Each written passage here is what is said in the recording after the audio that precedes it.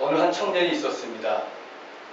이 청년은 어떤 문제를 가지고 있었는데 이 문제를 해결하지 못해서 늘 고민에 빠져 있었습니다. 마침내 그는 도저히 혼자 이 문제를 해결할 수 없다고 생각이 돼서 한 박사를 찾아갔습니다. 그러자 그 박사는 이렇게 자기 문제를 해결하지 못하고 시리와 좌절에 빠진 청년에게 그런 문제라고는 전혀 없는 사람들이 사는 곳에 데려다 주겠다고 했습니다.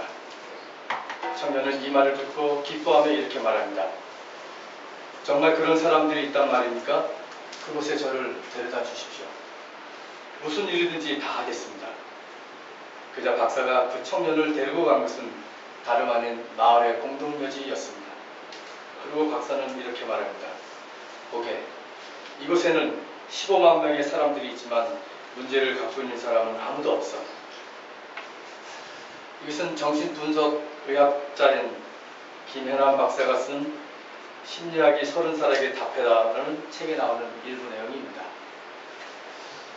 결국 이 박사는 죽지 않고 살아있는 한 문제는 누구에게나 다 있다는 것을 그 청년에게 말해주고 싶었던 것입니다. 그렇습니다. 살아있는 한 누구나 다 문제를 가지고 있습니다. 문제 없는 사람은 아무도 없습니다. 그 문제를 가지고 사람들은 저마다 힘들어하고 있으며 그것이 고통스럽게 다가와서 때로는 곧 세상을 하직할 것 같은 깊은 슬픔과 절망 속에 빠지고 두려움 속에 사로잡히게 됩니다. 이런 여러 가지 두려움이 있지만 인간이 공통적으로 느끼는 가장 큰 두려움은 누구나 피할 수 없는 죽음에 대한 두려움입니다. 석가모니의 가르침 중에 이런 이야기가 있습니다.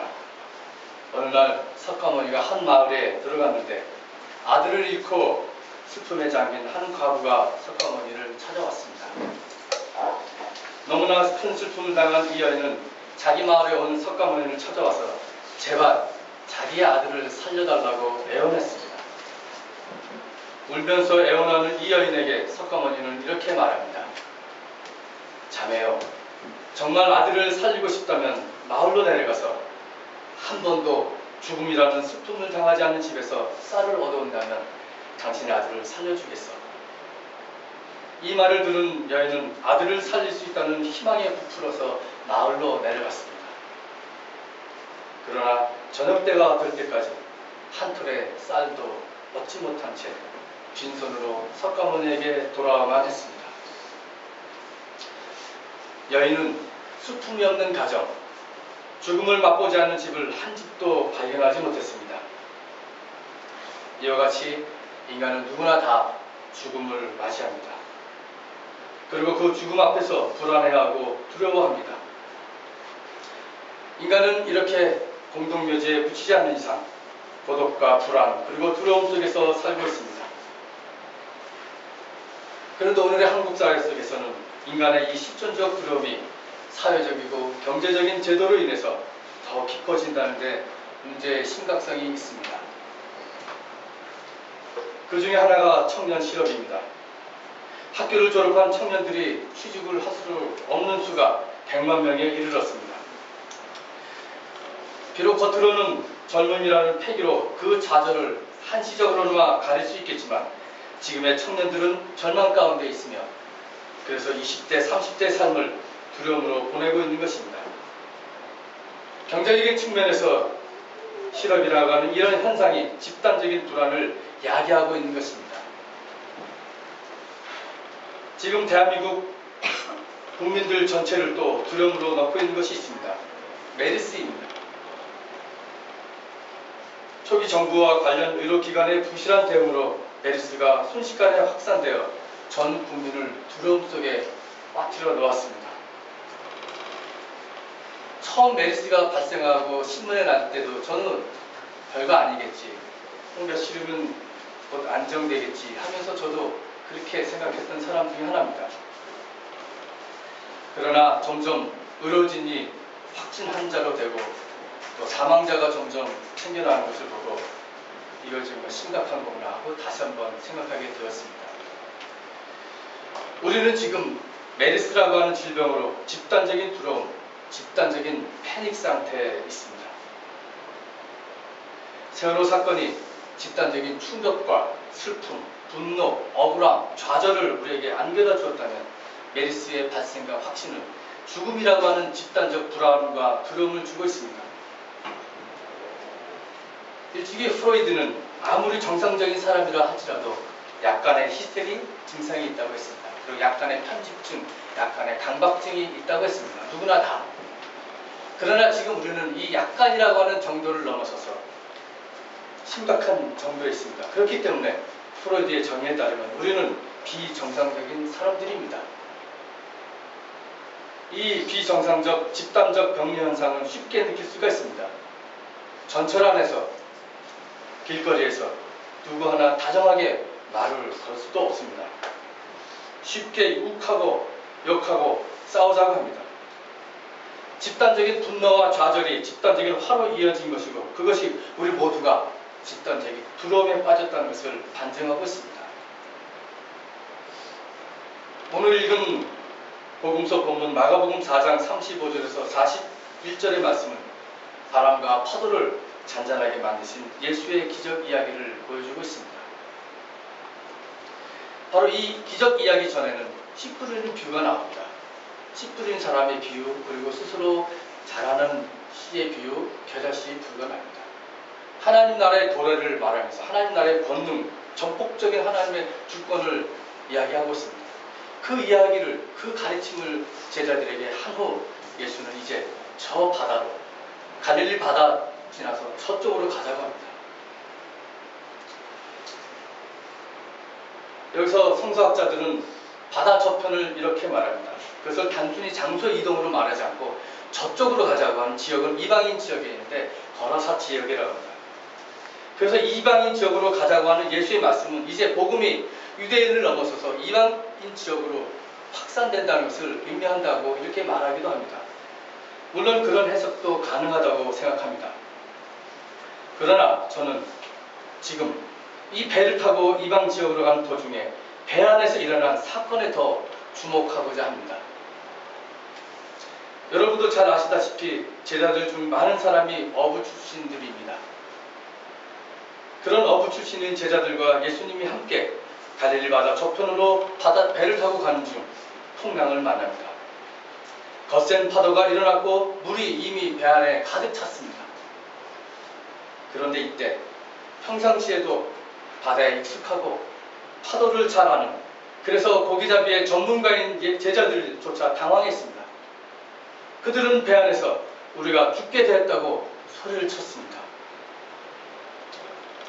저는 이 말씀을 읽으면서 이것은 매우 기대하지 못한 상황이라고 생각했습니다. 평생 고기를 잡던 제자들은 바다의 날씨도 예견할 수 있었던 사람들입니다.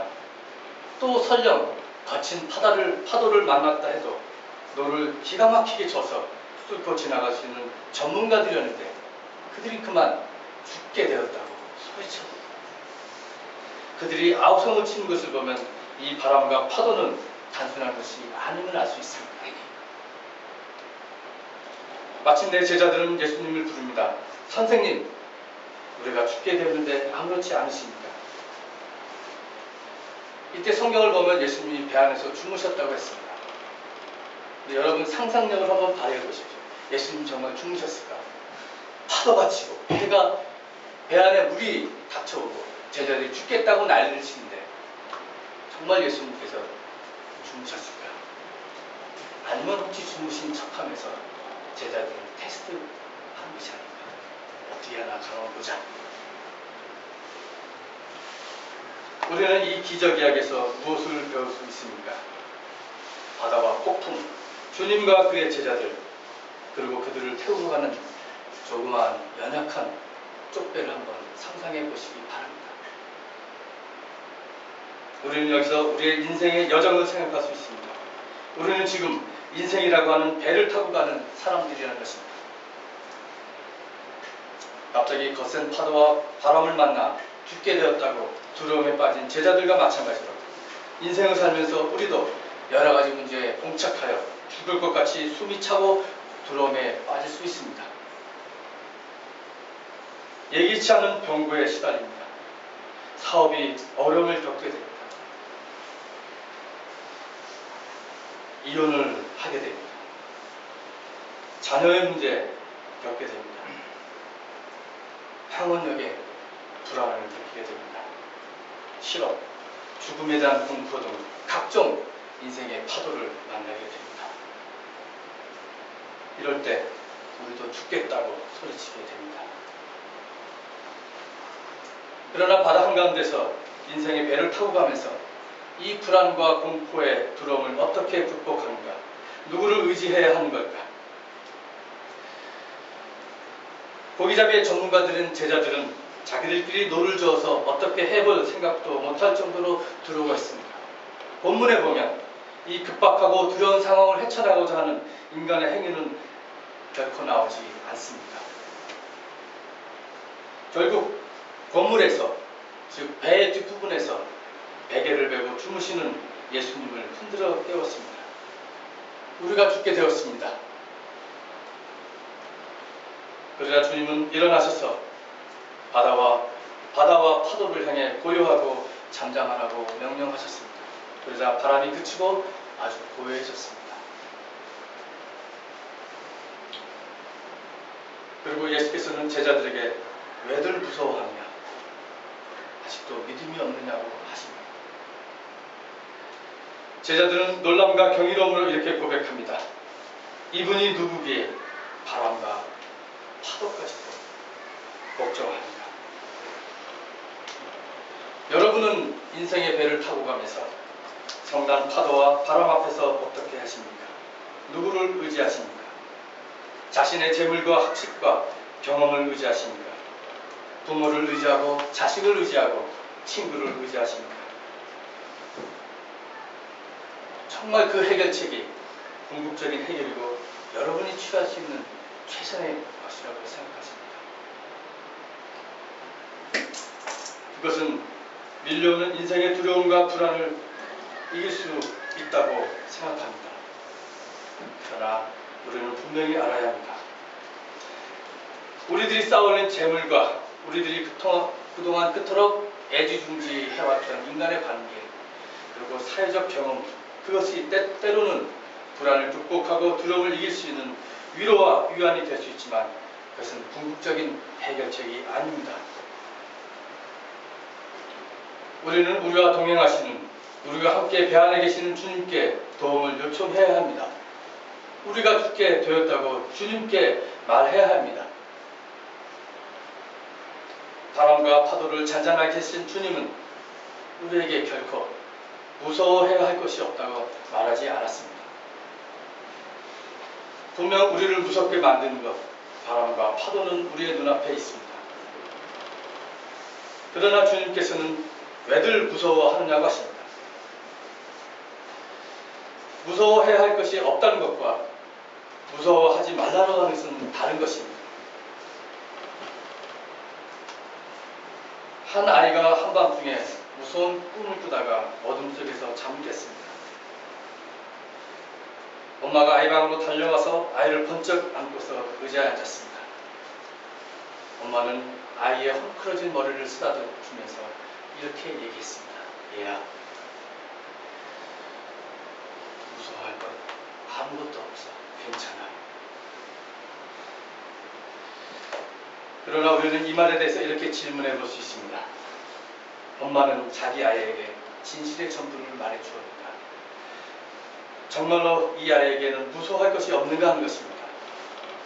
어두움은 그 아이에게 무서움이었습니다.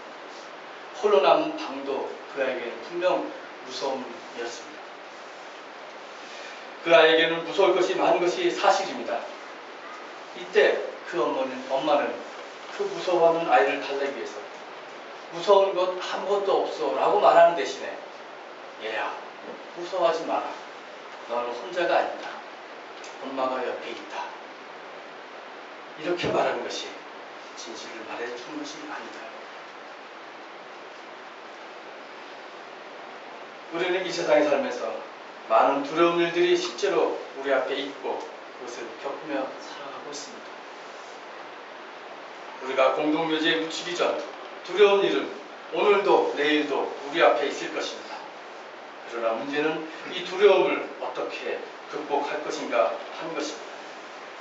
아니면 두려움 속에 절망하고 하루하루를 날마다 한숨과 비통 속에 살 것인가? 우리는 두려움을 극복해야 합니다. 그런데 그 두려움을 극복하는 힘의 원천은 바로 내 앞에 계신 주님, 나보다 한 걸음 먼저 가셔서 나를 동행하시는 내 앞에 계신 주님, 그리고 내 옆에 계신 주님, 내 곁에 바싹 계셔서 내 옆에 계신 주님, 그리고 내 마음속 깊은 곳에 계셔서 내 이 부러운 목소리를 듣고 계시는 그 주님께 주님 도와주소서. 내가 죽게 되었습니다. 그렇게 요청한 것이 이 두려움을 극복하는 길입니다.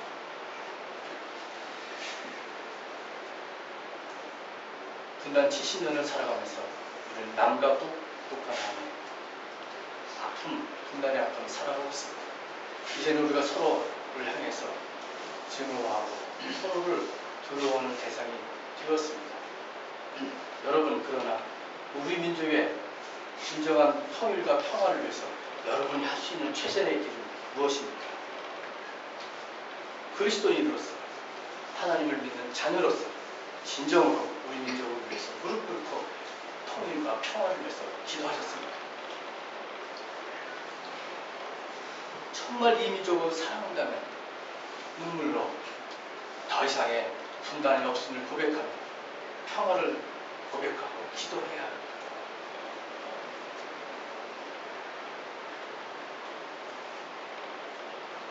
그러면 주님은 이렇게 말씀하십니다. 무서워하지 말라. 무서워하는 우리들에게 무서워하지 말라고 하십니다. 이 무서워하지 말라는 말은 요셉의 꿈에 천사가 나타나서 마리아를 두려워하지 마라, 마리아를 내 안에로 맞이하라 그 말과 똑같습니다. 천사가 아기 예수의 탄생의 소식을 전하면서 목자들에게 나타나서 두려워하지 마라 하는 말과 똑같습니다. 부활하신 예수님, 그 부활 이후에 여인들이 찾아가서 빈부도 내었습니다. 천사들이 나타나서 두려워하지 마라, 무서워하지 마라 하는 말과 똑같습니다. 오늘 주님께서는 우리를 향해서 두려워하지 마라, 무서워하지 마라 라고 말씀을 하십니다. 우리는 살아가면서 인생의 바다나 폭풍을 반드시 맞이합니다. 그러나 우리는 하나님께서 오늘 우리와 함께 계시기 때문에 그것을 무서워하지 않습니다. 그것이 더 이상 우리에게 두려움이 될 수 없습니다. 더 이상 그것이 우리의 인생을 지배하거나 우리가 그것에 휘둘리지 않게 됩니다. 왜냐하면 우리의 인생의 배 안에 그리고 우리의 역사 속에 우리 혼자 있는 것이 아니라 주님이 함께 계시기 때문입니다. 제민족교회 여러분, 인생의 배를 타고 가면서 만나는 바람과 파도 두려워하지 마십시오. 배 안에는 주님이 계십니다. 오늘도 주님께서는 바다와 파도를 향해서 고요하고 잠잠하라고 하십니다. 이 주님이 우리와 함께 우리 곁에 계십니다. 오늘 주신 말씀을 가지고 잠시 묵상하시겠습니다.